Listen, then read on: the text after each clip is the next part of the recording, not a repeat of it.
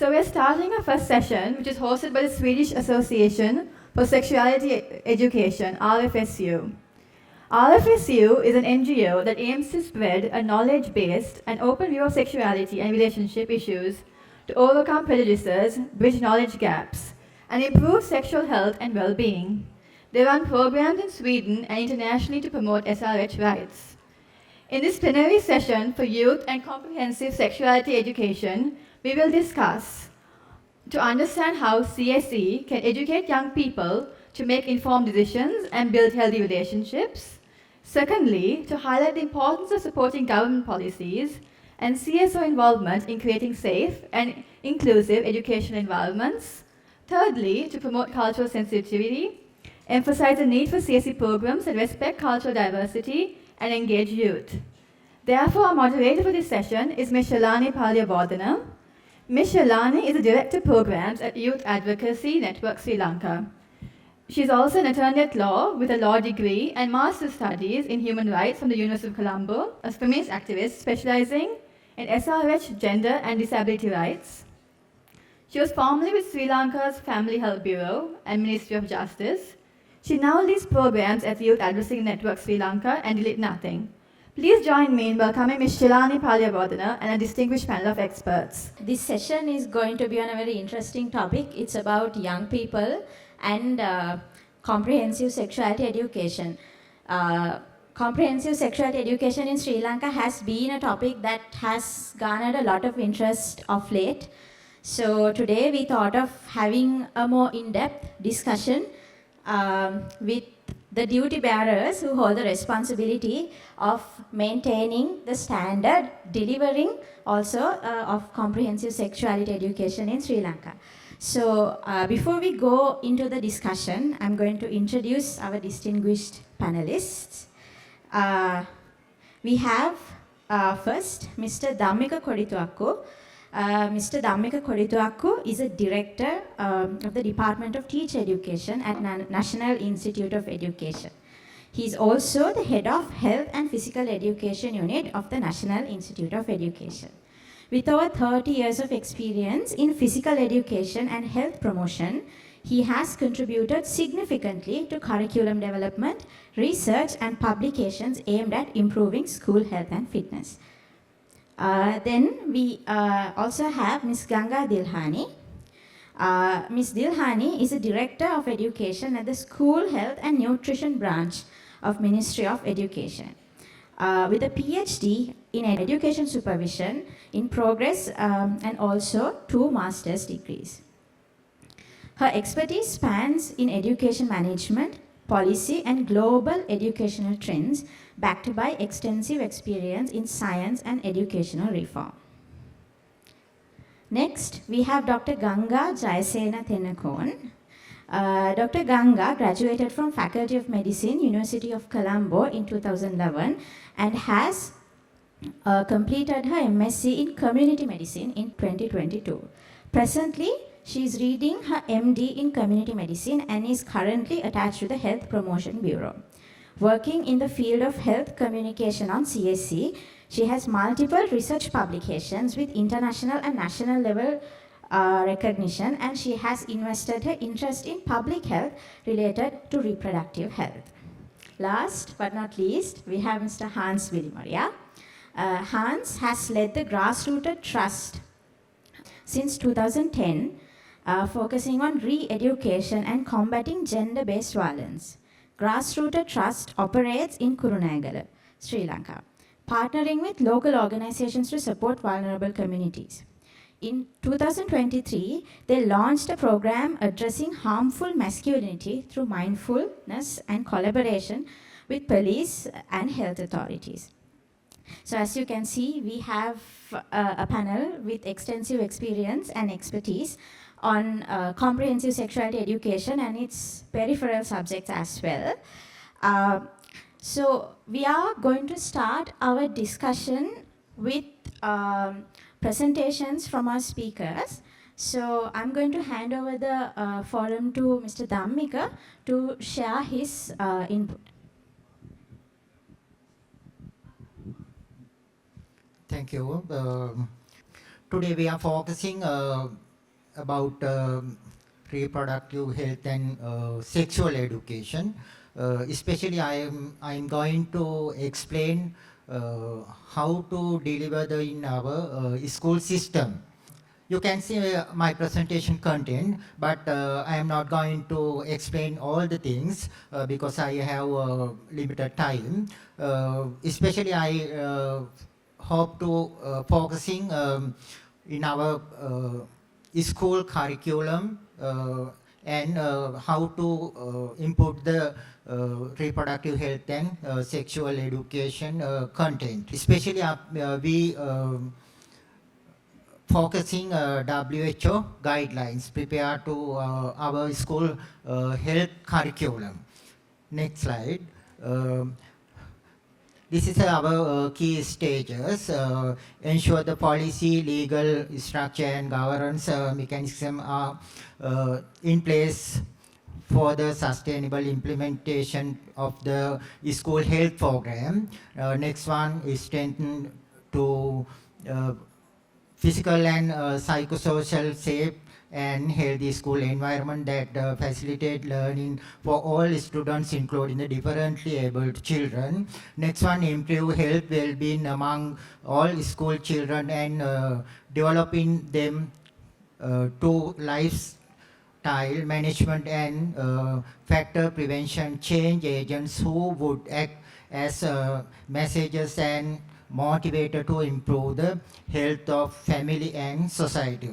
Next one, improvement of the school community, facilitating health behavior change among school children throughout their career. Next one, facilitate a culture of good parenting to maximize the well-being of children. Last one is the continuous quality improvement of school health program. Next slide. Especially we prepare the health and physical education curriculum guidelines. You can see right to health and education, access to quality health education equipment and services, equity, social justice and ethics, evidence-based intervention, cultural sensitive stages, community improvement and participation, multidisciplinary and multisectorial approaches, life cycle approaches, non-discrimination of vulnerable groups. This slide, reproductive education for school children in Sri Lanka, especially our school system, primary, secondary and advanced level stream. The adolescents of Sri Lankan are required to negotiate their sexual development and transition to the adulthood within the context of complex and often completing the traditional social and cultural values and attitudes and those exposed by the increasing globalized society. Especially, however, health education is included in school syllabus to some extent as follows. Primary, in Sri Lanka, health education is introduced at the primary level, but it's typically integrated within broader subjects like environmental studies and life competencies and citizenship education rather than as a standalone subject. In secondary level, grade 6 to 9, health and physical education subjects is compulsory. Allocate time, 2 periods. Grade 10 and 11, introduced as a optional subject. Allocated time, 3 period for a week. Next slide. Existing topic in the school syllabus related to reproductive health. In Sri Lanka, the school syllabus only touches on a few aspects of reproductive health. Especially we focusing basic anatomy and physiology. And other one, menstruation and puberty, nutrition and hygiene, prevention of diseases, adolescents and how to face the challenges. Especially I hope to focusing our secondary education curriculum, especially how to include the sex education and reproductive health. Our school curriculum, health and physical education, make a main 10 under 10 competencies. One is a wonder of body. Second one, how to face the day-to-day lifestyle challenges and psychosocial well-being, etc. Grade 6, you can see this is a competency level. Identifies and successful face challenges encountered in daily life. Content challenges that have to be faced in day-to-day life, abuse and misconduct, expectation, important competencies needed in order to face challenges successfully, awareness, developing competencies, self-awareness, empathy, communication, interpersonal relationships. Next slide. Grade 7, competency level is maintains reproductive health for one's well-being, content, structure and functional of the reproductive system, main changes during the adolescence, physically, mentally and social, then facing these challenges successfully, understanding life as it is, personal hygiene related to the reproductive system, factor that affect reproductive health, health, behavior and hormones. Grade 8 contains, next slide, competency level leads a happy life, maintain the wonder of the reproductive system. Content, wonder of the reproductive system, important of maintain the wonder of the reproductive system, continuity of life, menstrual cycle, conception, obstacles to the reproductive system, misconducts and abuse, adolescent pregnancies, sexually transmitted diseases, one's responsibility for maintenance of the health of the reproductive system, correct awareness, healthy behavior, correct social values. Then grade 9, next slide, competency level, face the challenges successfully whilst acting with sexuality in responsible manner. Content, gender identity, the importance of being aware of sexuality, disadvantage of abusing sex, responsible sexual behavior, gender, men's responsibility during pregnancy, mother's responsibility during pregnancy, child protection, and STD AIDS. Grade 10 content, next slide. Competency level maintains the wonder of the system related to the healthy maintenance of the body, content, reproductive system, wonder of the reproductive system, factors obstructing to the wonder of the reproductive system, students' contribution to the protection of the wonders, sexual abuse, avoiding alcohol, drugs and smoking, effectively using the technology, facing challenges. Grade 11, competency level maintains interpersonal relationships for the sake of psychosocial well-being, interpersonal relationship, groups related to the family, peer groups, other groups, importance of interpersonal relationship, negative and positive influence of different groups on interpersonal relationship, media, peer group, others, student contribution in order to improve interpersonal relationships. We include the life skills. Next slide. Why sexual education is not touching school, especially cultural sensitives, religious belief, political and parental oppositions. Okay. I think I already explained present situation in school curriculum. I think there has another challenges and future plans, but I think I have limited time. And we kindly request you to share your valuable inputs to enrich our this program. Thank you very much. Thank you, sir. I think we had a very descriptive weave and overview of what the CSC curriculum looks like in Sri Lanka at the moment. Our next speaker is Ms. Ganga. I'm going to give the floor to her to continue on to her presentation. Good morning. I'm Ganga Dilhani from Ministry of Education. I'm honored to share our exposed to sexual education in Sri Lanka.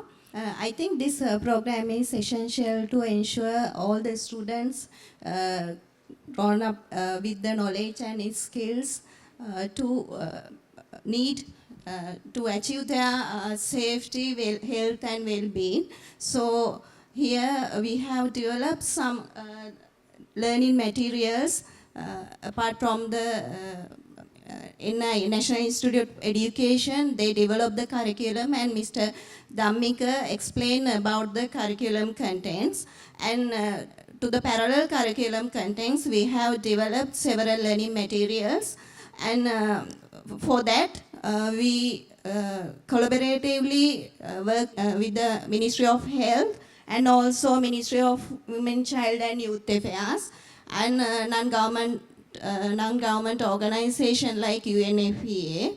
When we develop these materials, we consider all the age group and we consider the curriculum content also.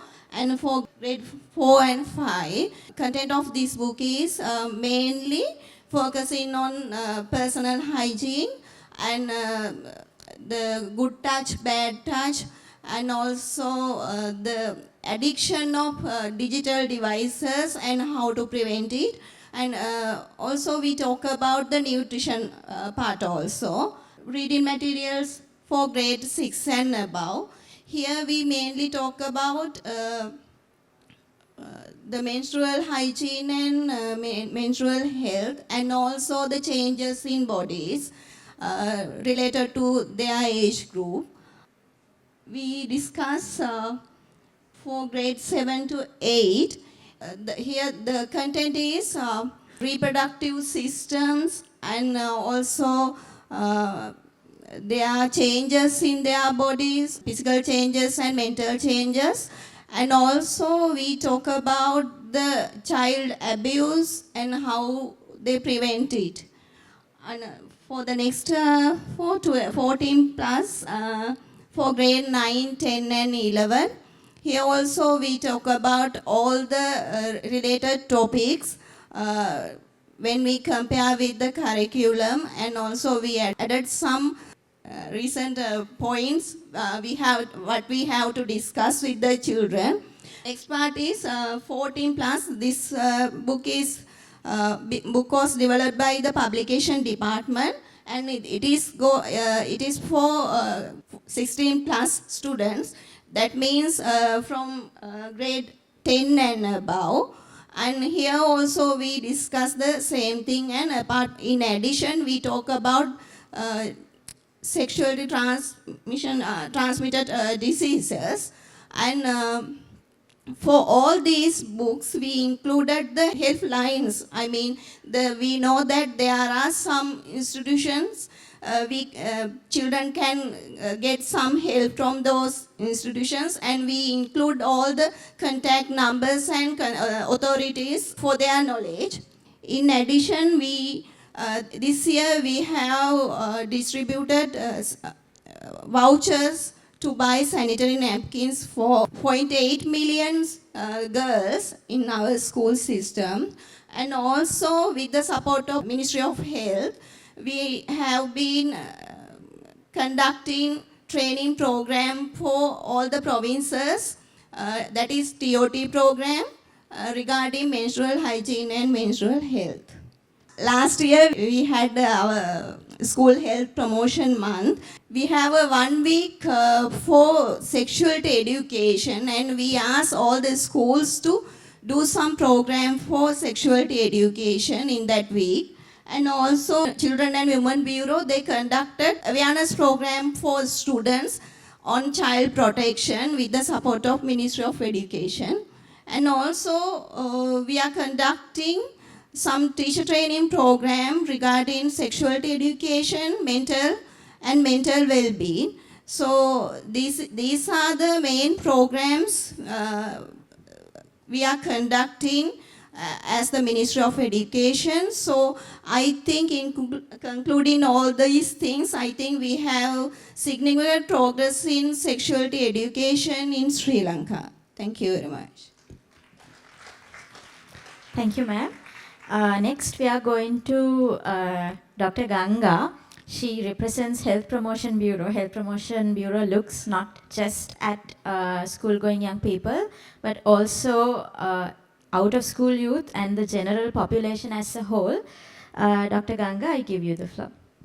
Hello everyone, so I'm Dr. Ganga Atennakon. I'll be talking about the delivery of age-appropriate sexuality education, mainly for the general public, through digital approach. Now this, I have to mention before this, the comments, our director Dr. Ranjit Batuantudave, who was the main initiative regarding all these activities, and also Dr. Asanti Fernando, who's the unit head, heading all these actions. Now, we all learned about the importance of CSC, so how we came across into these activities is Parliamentary Caucus on Children on Reproductive Health and Sexuality Education gave this task on last year March to the Ministry of Health, and the Health Promotion Bureau is being the health communication focal point for the ministry. So we were delegated on this task to deliver this to the general public. So the main objective is not only awareness. So we are now more concentrated on behavior change communication. So we intend to ensure personal well-being and satisfaction among Sri Lankans by inculcating appropriate knowledge as well as attitude and practices. So the methods, when we are talking about only this activity, first after extensive literature search, we had the stakeholder mapping. As you all can see, this was an extensive stakeholder mapping, not only involving the medical and the other fraternities. So we had the academia, not only the medical again, we had sociologists, anthropologists, and psychologists who are experts in the human behavior and all, and also the relevant clinical aspects, the pediatricians, gynecologists, psychologists, psychiatrists in again the spectrum, and then again the services relevant, the public securities, social services, as well as the education sector, of course, we can't forget it, and also for the strategizing, a lot of community physicians, consultants pitch into it in all the programs, public health programs, as well as for the funding and other logistics per se, we were supported by the UN organizations as well as the CBA, and again I want to appreciate FPSL for their generous support in it. Yes. So after the stakeholder meetings, we have strategized and planned out our guiding principles. In this, our main focus was not to just go in as a de novo project. We were like mainly supplementing whatever the people had in their knowledge and also giving the verified information. And another important thing here we added is life course approach, where we stressed this education has to be started from the very early stage of life and continued throughout to the life. So we were not stopping it after youth. We will be continuing it in the youth, midlife, as well as until the elderly group also. And again, all the other public health principles like all-inclusive approach with no gender discrimination or bias, all these were adhered. So in doing the situation analysis, one was very important for us. So the objective was to understand the root causes for crimes related to sexuality. So in that we have done focus group discussions on victim-based as well as perpetrator-based. So in the victim-based of the abuse victims, we contacted, this was actually a secondary type of data collection. We have interviewed officers from National Child Protection Authority, probation officers, and then also we had a perpetrator analysis with the help of police officers. Computer Crime Investigation Division, as well as the prison officers who are handling the related offences. And again, we had a forensic analysis with the help of consultant psychiatrists with the child, adolescent, as well as the adult. Right. And another important thing I want to stress and show you here is co-designing and co-creating with people. So Health Promotion Bureau, we have initiated our HPB PEN, or the Public Engagement Network, where we have voluntary participants from the public. They come to the Health Promotion Bureau and then we select one topic and talk about that thing. So this is like a PPA form. So then initially this was initiated for this task actually for talk about this CSC. They have come up wonderful ideas and we have identified the gaps, as well as with our previous experience in our previous interventions we had identified some religious and cultural barriers. To overcome that, we have included community religious group engagement network that we call CREN, HPB. Here, who comes is the community religious leaders in terms of YMBA, YMMA, All Ceylon Buddhist Congress, All Ceylon Hindu Congress. So all the community religious leaders are represented and their views are also acknowledged. And then we had a brainstorming workshop around August last year, and there we developed key messages with the help of 60 stakeholders. Next. Then these are our primary target audience, and these are the 6 thematic areas we are presenting sexuality. So these thematic areas, as you all can, so I'm not going one by one. All these are aligning with the UNESCO guideline on CSC. So this is just a pictorial description of our target audiences. And then these 60 key messages, we embedded them into infographics in terms of social media tiles, animations and videos mainly for the children target group, and also PowerPoint presentations and e-guides for the educators.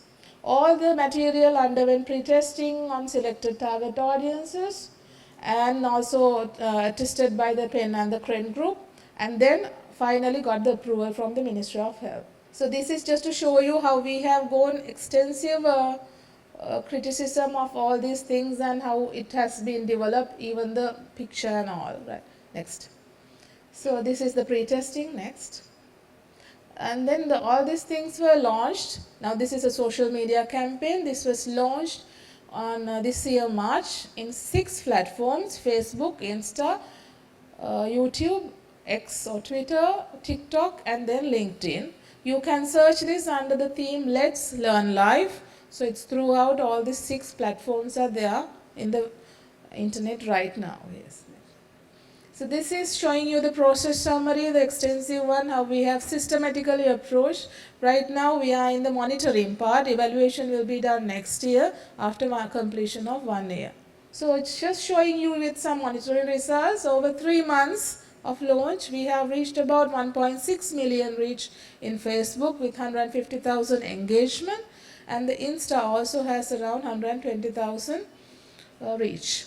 However, these are the popular content or with the pictures. I hope now all these things are delivered in all 3 languages, Sinhala, Tamil and English. Although these are the pictures you are seeing, these are accompanied with the captions and the information. So these are only the stills. There are some animations also. So as you can see, it has reached more than 200,000 of people. Next. However, these platforms are still performing very poorly. I think mainly we need some boosting and all this technical support for this. Next. So in conclusion, social media campaign has created a supportive environment for the information seekers, and as well as in right now we are finding very difficult to find with the mass media, how to go with the mass media with their expenses. Television and all things are like out of reach with their market prices and all. But with this social media, we are reaching millions of people, and that has become very cost effective and timely also. So that's it about my presentation. Thank you.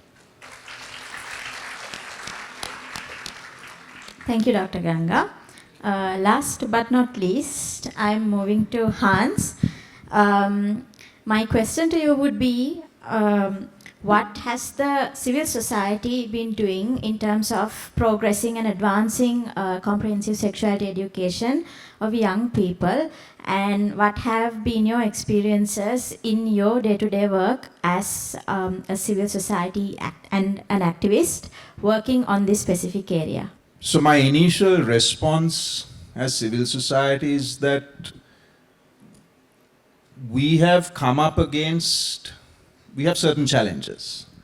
Now, one of the challenges that we see, now let's situate this where we come from. We work in Ibbagamwa, that's north of Kurunagala, that's where we work. For example, health and physical education as a subject, and I think this is shared across other parts of this country also, is the only subject in Sri Lanka where teachers can choose to teach or not teach. Every other subject, teachers have to conclude the syllabus. But health and physical education is a special subject in some way where teachers can decide, no, I am not going to teach this because I find it culturally inappropriate. Now that is a reality. And sir, we know that is a reality, and therefore we need to do more in terms of making sure that our teachers are equipped with the skill set to get over this perceived shame. Because as we have seen, the curriculum is a good curriculum. So then how do we help the teachers to teach this curriculum in an effective way? Now, in regard to the Ministry of Education's intervention, I think those books, madam, with the help of UNFPA, are one of the, landmark. Really wonderful books. What is the access to those books? What is the access? At the moment, correct me if I'm wrong, but at the moment, it is up to a parent to purchase those books. Am I correct? Those have to be purchased at the moment. It's online also. But there's a question of access. Because where I come from, there is no real knowledge about the existence of those books, apart from civil society partners like us, who are pushing those books. And who want those books out there, because those books that the Ministry of Education has come up with are excellent. In terms of the work that the Family Health Bureau has done, again, stunning work. Absolutely stunning work, but again, access. Now, what is our internet penetration in Sri Lanka? Our internet penetration in Sri Lanka is between 55 and 60% currently. That is our internet penetration. What is our cost? What is the data cost? What is the way that children access information? It's not on computers, it's not on laptops, it's not on tablets, it's in their mobile phone. Do they have the mobile phone for themselves? So what is that cost? So what I'm trying to say here is that we have these wonderful interventions that are in place, but surely we need a little bit more coordination, for example, in making sure that accurate and comprehensive data is getting through. Now, if you take a look at statistics, I'm just going to give you a back of the envelope statistics. Now, let's take grave sexual abuse of children. Okay, let's just take that. Let's just start there. It's a non-controversial issue. We're not talking about condoms in textbooks. We have a great HIV curriculum, thanks to people like Dr. Janaki, but we still have struggled to get the word condom in the textbook, because the fear is that if condom comes into the textbook, our children are going to experiment. Not taking into consideration that they have a mobile phone in their pocket which gives them enough access to information on condoms, and we have condom ads on radio, but we don't want to put it into the textbook, right? So let's take grave sexual abuse. In 2024, for 6 months, 157 cases. 2023, 403 cases. Let's take rape of children. Now, rape in Sri Lanka is defined by penile vaginal penetration, okay? So 50 cases in 2023, augmented by 375 cases. The 50 cases, I'm giving you NCPA data, National Child Protection Authority data. On top of that, the grave crimes abstract of the Sri Lanka police, 375 cases. So that's now 425 cases. And so far this year, 23 cases of child rape. Now you might think these are not large numbers. But what are we actually doing on child protection? Now, a case study that I like to bring forward all the time is a Canadian Red Cross intervention that was done over a decade of a period between 2007 and 2008 and 2017. And this was done in all 25 districts. It was done in all schools. It was led by the Ministry of Education. It was led by the National Child Protection Authority. It was evaluated, it had Sarvodaya as a partner. It was evaluated by people like the University of Peradeniya. It was a really efficacious intervention on child protection. It used a doll in terms of good touch, bad touch. And all the research showed that parents, key demographic, that parents found this extremely helpful. Now there's a challenge that parents think that if you go and talk about these things, that parents don't really like it. To be frank, in our experience on the ground, that is not the reality. Our experience on the ground is that when we go and we talk to parents and we tell parents, now we never go to a school without having a conversation with the parents first. When we talk to the parents, when we talk to the teachers and we say, this is what we're going to share, this is how we're going to share it, we have never experienced a negative feedback from the parent body or the school body because we're explaining it, it's clear. So coming back, this Canadian Red Cross intervention, Government of Sri Lanka intervention, National Child Protection Authority intervention, after 10 years of a very successful implementation, ended. Now today, if you go to a school in Ibbagamua, there is no conversation around good touch, bad touch. You have no conversation. But are there conversations like that that would have helped the prevention of violence? Absolutely. Absolutely.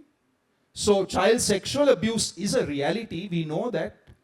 And this is again non-controversial. So if it is that non-controversial, surely it is then incumbent upon us as a team. And now we talked before we got on stage, we know reform is happening. So this is a really exciting period for Sri Lanka to move the ball forward.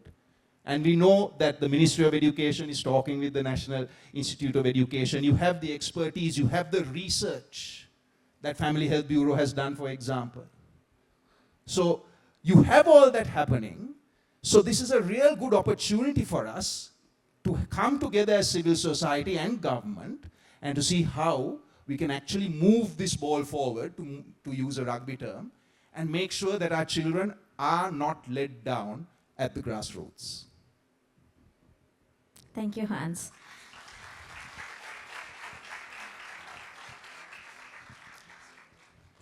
Now we are going to move to a very brief round of questions to the panelists.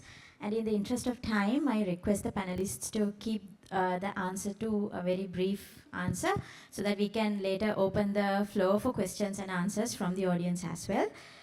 So my first question will be to Mr. Dhammika. I think we, like, also picking up from what Hans was saying, there are already evidence to show that CSC, like pilot studies to show that CSC with an overarching view of child protection and prevention of violence has been working on the ground. What are the challenges that you have been facing in implementing and rolling out these initiatives island-wide? Doctor, I think especially sexual education topic is a very sensitive in Sri Lankan peoples, especially we have cultural barriers and otherwise religious leaders obstacles and politicians obstacles. I think in Sri Lankan people know ape hate pota. That's time Ministry of Education, Health Ministry and NI faced so many challenges. Finally, that topic discussed at the Parliament sectorial committee. Finally, they give the comments these topics is talk with especially primary stages, make reading materials, and A-level students prepare the reading materials, and other uh, classes to implement the gradually this content.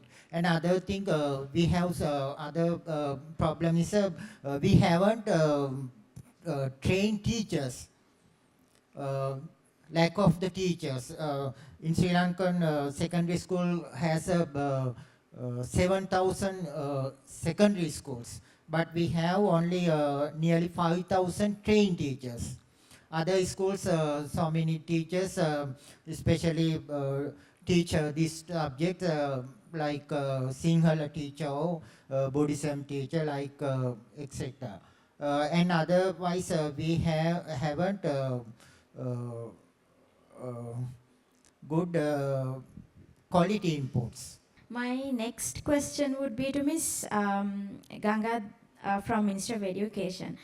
As an expert who's in touch with how the global trends in CSE goes, one of the main cornerstones that we see is the ITGSE, the International Technical Guidance on Sexuality Education, which also incorporates like what I would call the golden thread principles, lifelong approach, evidence-based approach in sexuality education. Um, what are the current efforts that are ongoing to align our curriculum and our material, CSE material, to these guidelines? You all know we are on a education reform period. So in this reform, we have discussed those things, and when we consider about our learning materials or extra learning materials, we have think about those things, and we prepare those materials according to these guidelines. So therefore, as Minister of Education, we always think about the standards, universal standards. And other thing is, I mentioned that we these days we have been conducted some awareness programs for children regarding child protection with the help of Child and Women Bureau. So in these programs we address students, teachers, and parents. So and also the police officers related to that area. So therefore, I think as a community, we give this awareness for all the community people. So I think if we can complete those programs successfully, I think we can achieve those targets. Thank you, Ms. Ganga. I'm now going to Dr. Ganga. We have two Gangas today in the panel. So we discussed how the Health Promotion Bureau's efforts to roll out CSE on social media is quite successful. What have been your particular observations and what have been the feedback from the community in terms of receiving CSE through online means? So as I said, we are right now in the monitoring phase. So we are like in the social media platforms, we are now observing the behavior and also analyzing the engagement, that is mainly the comments, and also we are analyzing what sort of material people tend to share and reshare. So that shows that they do like this thing and do like to talk about it. And also we get direct message or DMs. And again, we are analyzing, and apart from these, we do have doing some social media listening. Meta has provided earlier during the COVID time, it was given free of charge. Then now we can't afford it. However, in informal pathways, we do conduct some social listening part also. So in this thing, in a conclusion wise, I can say people are now the dynamics of health information seeking is now very positive. People would love to get information and knowledge. Again, now what we say, sometimes when we give very basics, very primitive information, they already know about it. But sometimes they need more. some advanced things. Sometimes the recipient is more educated or educated on the subject, right? So overall wise, it's good. The health information seeking behavior is very good at the moment, so we should promote it furthermore. Thank you, Doctor. So to wrap up the round of questions, I'm going to ask one final question from Hans. During the inputs of other speakers, the fact that there are cultural sensitivities and possible resistance from the community came up in terms of bringing CSC to the wider community and young people in particular. What have been some strategies that you have seen to be successful in bringing CSC more closer to the community? Well, actually following the Ministry of Education strategy, having conversation with parents. I think that is crucial. I think the Ministry of Education has led the way in sitting down with parents and saying, okay, this is what we're going to do and this is how we're going to do it. So then when you inform parents that this is going to be the approach, the parents are more accepting of that. So, for example, at the moment, those conversations are not happening, except in pockets. So how do we then mainstream those conversations to make sure that they're happening at every level, including schools that we operate in say, the interior of the Bagamoor division? How do we mainstream those conversations? Because parents, once they know, I'm going to repeat it, once they know what we are going to talk about with their kids, there's actually even a sense of relief. Because they don't have to have that conversation, someone else is going to have that conversation. But again, schools are such a wonderful ecosystem because you can't just give this information to the child alone. You have to also equip the parent with information and knowledge to support the child. And what better place to do that than a school? Because that brings together the child, it brings together the parent, it brings together the educator. So I would encourage the Ministry of Education, the Health Promotion Bureau, and the National Institute of Education to work much closer together, because at the moment, kind of disparate efforts. So how do we pull this all together for the benefit of our children? And then civil society like us, we don't have to do things differently. We go with you. And I think that's the most, because then you are trusted the most. So we go with you. I think that's a wonderful note to bring the conversation to a wrap. But we do have a few minutes left for maybe just one or two questions. So I see two hands up immediately. So in the interest of time, I'm just going to facilitate only those two questions. So the mic to Dr. Janaki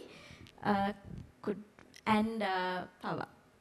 So thank you very much. I have two questions.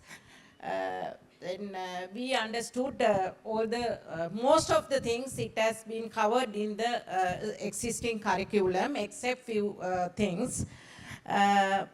Responsible sexual behavior, although you mentioned it is not there. Only the abstinence-based curriculum is there. Then other one is gender identity, gender expression, and the sexual orientation, it has been not included. So my question is to two panelists from the Education Ministry.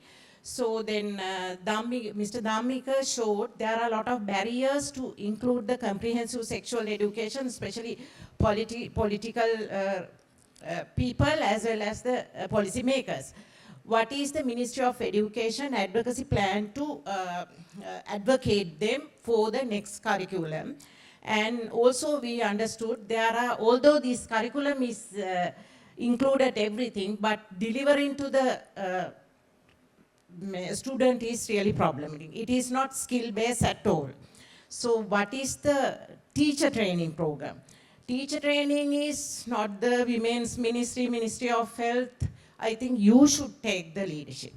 So what is your plan and what is the monitoring of this, the existing delivering of these things. We know that there is a very good monitoring mechanism for other subject areas, as Mr. Hans mentioned, but it is, no one is taking care of. What are those things? I hope you will take more efforts to include these things during your next curriculum revision. I think now we are preparing a new curriculum reform. Especially I like to mention health and physical education is grade 1 to 11 is introduced the compulsory as a compulsory subject. And otherwise now existing curriculum and in Sri Lankan situation we conduct the teacher training program as a cascade model.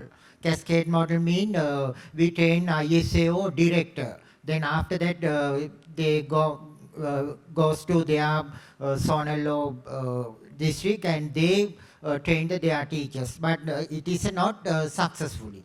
We know that. And now under the new curriculum reform, we plan to train the direct train the teacher. We have lack of competent teachers, so we have understand this issue. So therefore, we are going to change the system of training teachers. So in our in our context, these days we are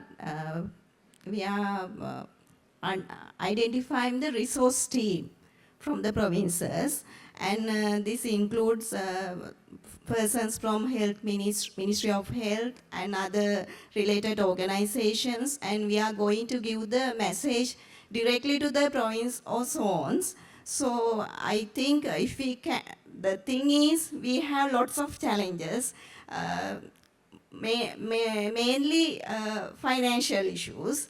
So, but I think we can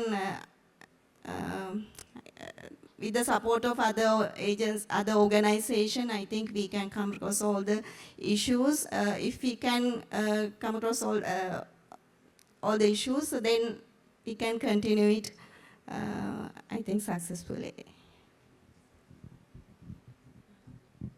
Thank you. We can go to the next question, which will also be the last question. මගේ ප්‍රශ්න doctor Janaki ප්‍රශ්නෙම තමයි, but I will ask it more directly because අපේ දැන් පොතේ grade 7 and 8 එකේ ගත්තම ඕනේ තරම් තියෙනවා ගැප් ගැනීමක් වළක්වා ගත යුතුයි, ලිංගිකව සම්ප්‍රේෂණ ආසාදන වළක්වා ගත යුතුයි, අනවශ්‍ය ගැප් ගැනීමක් වුණොත් ජීවිතේ ඉවරයි, මේ වගේ ගොඩාක් තියෙනවා. හැබැයි ඒ වගේම තියෙනවා කොහොමද ගැප් ගැනීමක් වෙන්නේ කියලා පැහැදිලිවම පැහැදිලි කරලා ශිෂ්ණයකින් ශුක්‍රාණු යන්න ඕනේ, මෙහෙම ගැප් ගෙලෙන් ගිහිලා ගැප් ගන්න ඕනේ කියලා. හැබැයි කොයි තැනකවත් නැහැ කොහොමද ගැප් ගැනීමක් වළක්ව ගන්න කියන එක. Doctor Janaki rightly pointed out abstinence, ඒ කියන්නේ ලිංගික හැසිරීමක් කරන්නේ නැතුව ඉන්න එකෙන් මිසක් වෙන විදියකින් ගැප් ගැනීමක් වළක්ව ගන්න හැටි කොහෙවත් පැහැදිලි කරලා නැහැ.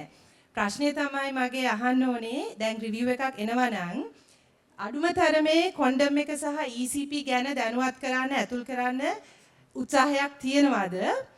එහෙම නැත්නම් කවුද ගේට් කීප් කරන්නේ මේ ඉන්ෆර්මේෂන්? මොකද අපි රූඩලි වැඩ කරනකොට ගොඩක් තරුණයෝ ඇවිල්ලා කියන කතාවක් තමයි, පොඩි කට්ටිය ඇවිල්ලා කියන්නේ 13 14 කට්ටිය අයියා කියනවා මේක එළියට ගත්තම ප්‍රෙග්නන්ට් වෙන්නේ නැහැ කියලා. බට් අපි එහෙම නැත්නම් මට මෙහෙත් පෙත්තක් දුන්නා එතකොට ප්‍රෙග්නන්ට් වෙන්නේ නැහැ කිව්වා. මේ දෙක තමයි මූලිකවම අපිට අහන්න ලැබෙන්නේ. අර rape with consent කියන කැටගරි එක. ඒ කියන්නේ කැමැත්තෙන් ලිංගිකව හැසිරෙන 16ට අඩු කට්ටිය අතරේ. එතකොට මේ තොරතුරු ගේට් කීප් කරන්නේ මොන ඉන්ස්ටිටියුෂන් එකෙන්ද කියන එක මගේ ප්‍රශ්නය. එහෙම ඉන්ස්ටිටියුෂන් එකක් නැත්නම් කවුද මේ කෝල් එක අන්තිමට ගන්නෙ? මේක යන්නේ නැහැ පොතට, මේක තමයි යන්නේ පොතට කියලා මම NI එකටයි Ministry of Health එකටයි විශේෂයෙන් අහන්නේ, Ministry of Education එකටයි විශේෂයෙන් අහන්නේ කොතනදද මේ කොටස කැපිලා අයින් වෙන්නේ කියලා. එහෙනම් අපිට පුළුවන් අපේ advocacy efforts එතෙන්ට focus කරන්න. පුද්ගලයෙක්ද ඉන්ස්ටිටියුෂන් එකක්ද මේක ගේට් කීප් කරන්නේ මේ තොරතුරු? ඒක තමයි ප්‍රශ්නේ. So, for the benefit of non-Sinhala speakers, I'll summarize Paba's question. She was also picking up from the input that Dr. Janaki was sharing. that the reform is ongoing, and the current book has information on getting pregnant and what a pregnancy would do, several examples, but it does not have any information on how to prevent an unwanted pregnancy. So essentially it's an abstinence-based curriculum. So she wants to know if the reform is ongoing, whether information about the condom and the emergency contraceptive pill would be included in the curriculum. And if it is included, it's good. If not, at what point in the review stage that particular part gets cut off, and if it's being cut off, why? And also, what is the challenge or the gatekeeper to prevent that particular information from getting into the curriculum, because the experience has been that children don't know how to have sex safely. And if at all, if we can have that information, therefore the CSOs can focus their advocacy efforts into that point. So that question was directed towards the Minister of Education. මම හිතන්නේ ඉස්සෙල්ලාම මම කැමතියි මේකට ආපහු හතේ පොතේ මාතෘකාව ගේන්න. අපි හතේ පොතේ ගෙනාපු පොතේ තිබ්බේ බොහොම සිම්පල් දේවල්. ඒතකොට ඒක මුළු පද්ධතියක්ම Ministry of Health එක, NI එක, MOI එක මේ හැමෝම ක්‍රිටිසයිස් කරා. මේක අපේ කල්චර් එකට ගැලපෙන්නේ නැහැ කියලා. ඒතකොට ඇත්තටම පැහැදිලිවම ආරක්ෂිත ක්‍රමවේදය කොන්ඩම් යූස් කියන එක අපි හැම කෙනෙක්ම දන්නවා. ඒතර අපි ස්කූල් වයිස් ගත්තාම අපි grade 9 වෙනකන් විතරයි compulsory health and physical education. එතකොට අපේ Sri Lanka Sexual Act එකේ තියෙනවා අවුරුදු 16 වෙනකන් sexual activities කරන්න බැහැ කියලා. එතකොට අපිට එතන තියෙනවා barrier එකක්. අපිට කොන්ඩම් යූස් කරන්න කියන කතාව කියන්න බැරි එක හේතුවක් ඒක. එතකොට ඒ කියන නීත්‍යානුකූලතාවය අනිත් පැත්තෙන් අපි ගත්තාම අපේ කල්චරල් බැරියර්ස් ගොඩයි. හැබැයි අපි දැන් රිෆෝම් එකේදී මේක grade 11 වෙනකන් ඒ කියන්නේ 16 years තමයි එතකොට ළමයි. එතකොට මේක අපිට ඉන්ට්‍රොඩියුස් කරන්න පුළුවන්. හැබැයි අපිට කොහෙන් හරි ගවර්න්මන්ට් එකෙන් හරි කොහේ හරි ඔතොරිටි එකක් තියෙන තැනකින් අපිට මේක කරන්න කියලා මම හිතන්නේ ඉන්ෆර්මේෂන් ආවොත් තමයි, නැත්නම් ආපහු අපේ හතේ පොත වගේම ආපහු මේකට ලොකු පද්ධතියෙන් විරෝධයක් එනවා. Again, I'll translate very briefly. Mr. Dhammika referred to an incident where there was a previous effort to release a book, a supplementary reading material called Hatya Pepota, or our book of us who are in grade 7. And that was met with a lot of resistance, and that because of cultural sensitivities and other types of resistance in the society, that it's difficult sometimes to put this information out. And while they are informed and are aware about these challenges, essentially if there is an authority or a mandate from the government specifically requesting the NIE and the Ministry of Education to include this information in the textbooks, they are willing to go ahead with it. So in the interest of time, I'm seeing a lot of time alarms. We have to conclude the session for the day, not the day, this session, I think. The speakers will be available for you to speak right after the session if you have any specific questions. We would like to thank all our panelists for setting time aside from their busy schedules to come here and share their knowledge and experience and expertise, and all of you for being such a patient and a graceful audience. Thank you so much.